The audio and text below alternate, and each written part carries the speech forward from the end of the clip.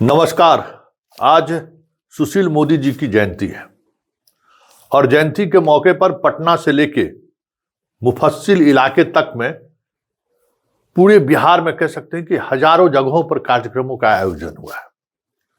स्वाभाविक तौर पर जिस तरीके के वो नेता थे और एक पार्टी और एक व्यक्ति के रूप में उनकी जो पैन इंडिया पहचान रही है वित्त मंत्री के रूप में, तो सिर्फ बिहार ही नहीं देश स्तर पर भी उनके चाहने वाले बहुत सारे लोग हैं। उनकी सादगी, उनकी ईमानदारी, उनका पैशन, उनकी राजनीतिक शैली, मतलब कह सकते हैं कि बिरले ऐसे लोगों में मिलेगा आपको। क्रिकेट की दुनिया में सचिन की जो मतलब एक खास शैली रही है क्रिकेट खेलने की, जिस वजह से उन्हें मास्टर ब्लास्टर कहने वाले लोग तो भगवान तक कह देते हैं। कमोबेश राजनीति में जिनका कोई जातिगत आधार नहीं था, कोई बड़े पैसे वाले का पुत्र नहीं थे, जिनका घर बिहार नहीं था और अपनी राजनीतिक कौशल, अपनी राजनीतिक शैली और राजनीति को लेकर एक सूचिता के सहारे वो राजनीति में कदम रखे। लेमरेटा स्कूटर पर उनकी राजनीतिक सफर की शुरुआत हुई और जिस वक्त दुनिया से गए तो इनके पास कोई इस तरीके की गाड़ी नहीं थी जिसको लेकर चर्चा हो सके। आज की राजनीति क्या है? विधायक बनाने की 50 लाख की गाड़ी पर चढ़ना लोग शुरू कर देते हैं। कभी उप मुख्यमंत्री रहते हुए भी हमने कभी सुशील मोदी को सायरन बजाते हुए नहीं देखा। वो रात के समय में राजेंद्र नगर घर पे लौटते थे तो संयोग ऐसा होता था कि हम लोग का भी ड्यूटी ओवर का टाइम वही रहता था और उसी रास्ते से हम भी गुजरते थे, तो लगता ही नहीं था कि इस प्रदेश का उप मुख्यमंत्री बगल से जा रहे हैं। कोई सायरन नहीं, कोई ट्रैफिक जाम है तो जिस तरीके से आम लोग ट्रैफिक में फंसे रहते हैं कमोबेश, उसी तरीके से इनकी गाड़ी भी फंसी रहती है। राजेंद्र नगर में जब बाढ़ आया था तो एक तस्वीर बड़ी वायरल हुई थी। वो सुशील मोदी ही उप मुख्यमंत्री थे जो अपने सामान को इस तरीके से कैरी करके ले जाते हुए पुल पर खड़े दिखे। बाकी उप मुख्यमंत्री को कौन घर पर रहता है। उन्होंने बिहार की राजनीति में बहुत सारी चीजें, बड़ा योगदान उनका रहा। वित्त मंत्री के रूप में उनके कौशल को आज भी लोग याद करते हैं। उन्होंने एक नए बिहार के निर्माण में अगर नीतीश कुमार का नाम लिखा जाएगा तो साथ में सुशील मोदी के वित्त मंत्री के रूप में भी चर्चा होगी। लेकिन एक सवाल है, जो सवाल मेरे मन में आज भी कौंध रहा है। ठीक सचिन तेंदुलकर की तरह एक कैप्टन के रूप में हमें लगता है कि सुशील मोदी कभी सफल नहीं हुए। मतलब एक बिहार बीजेपी के वो ऑन एंड ऑन एक समय के बाद वो बने, लेकिन पता नहीं क्यों हमें लगता है कि हर पॉलिटिशियन को ये खतरा महसूस होता है, लेकिन ऐसा होना नहीं चाहिए।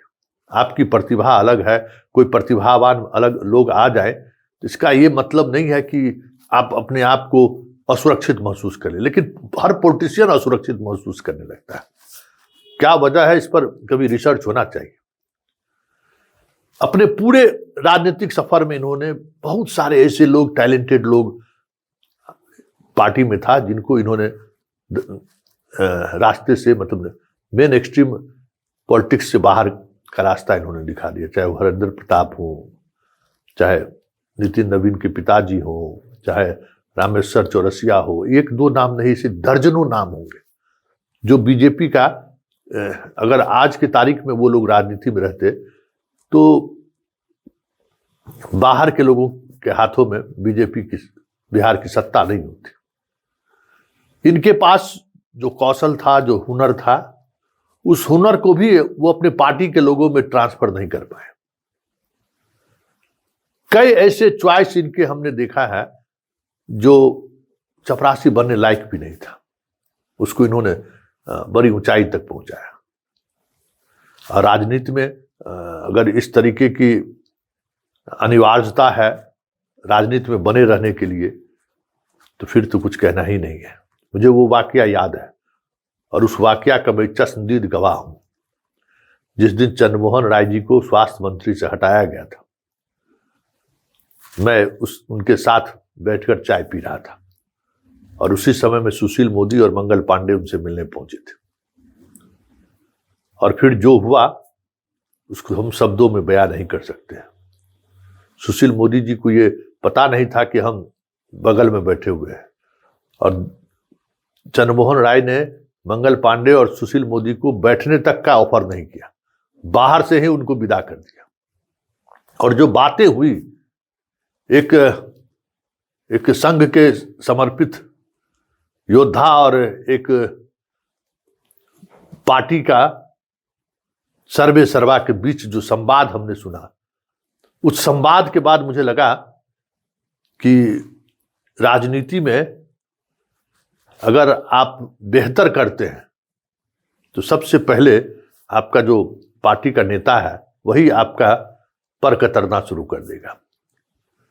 तो चंद्रमोहन राय का स्वास्थ्य मंत्री से हटना, देखिए आज तक स्वास्थ्य विभाग पटरी पर नहीं आया, और मंगल पांडे जैसे लोगों को हाथों हाथ लेना, मतलब मंगल पांडे आज के तारीख में जहां है उसमें सुशील मोदी की सबसे बड़ी भूमिका है। और आज भी हमको समझ में नहीं आता है कि मंगल पांडे में ऐसी क्या छवि दिखी या क्या ऐसा गुण दिखा जो ऐसे लोगों को सुशील मोदी ने प्रमोट करके यहां से वहां तक पहुंचा दिया। अब संगठन करता कैसा है ये हम नहीं जानते, क्योंकि वो बहुत अंदर की बात है।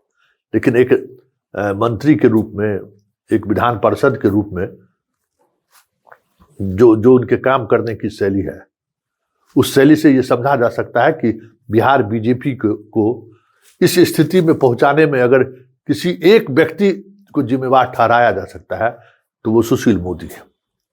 सुशील मोदी ने ऐसे लोगों की फौज बीजेपी के अंदर तैयार की जो आज की तारीख में बिहार बीजेपी के लिए एक लेबिलिटी है। ऐसी फौज उन्होंने तैयार की। अब क्या उनकी मजबूरी रही होगी पता नहीं। आज के तारीख में अगर कोई दूसरा सुशील मोदी है क्या, भ्रष्टाचार के खिलाफ आवाज उठाने वाला नेता, विपक्ष के रूप में वो ताकत दिखाने वाला, एक भी बीजेपी के अंदर देख लीजिए। तो अपने पूरे राजनीतिक जीवन में सचिन तेंदुलकर की तरह भले एक से एक कीर्तिमान स्थापित किया हो, लेकिन एज ए कप्तान, एज ए लीडर उन्होंने बिहार बीजेपी को बड़ा नुकसान पहुंचाया। और आज बिहार बीजेपी जहां खड़ी है, क्या हालात है, ना अपना नेता है, कार्यकर्ताओं की वो ताकत खत्म हो गई है, संगठन दूर दूर तक वो संगठन दिखाई नहीं दे रहा है। सिर्फ उतना ही नहीं, सुशील मोदी की राजनीति का असर, एक बार गोविंदाचार्य जी से हमारी चर्चा हो रही थी हाल ही में दिल्ली में, सुशील मोदी जी उस वक्त जिंदा ही थे।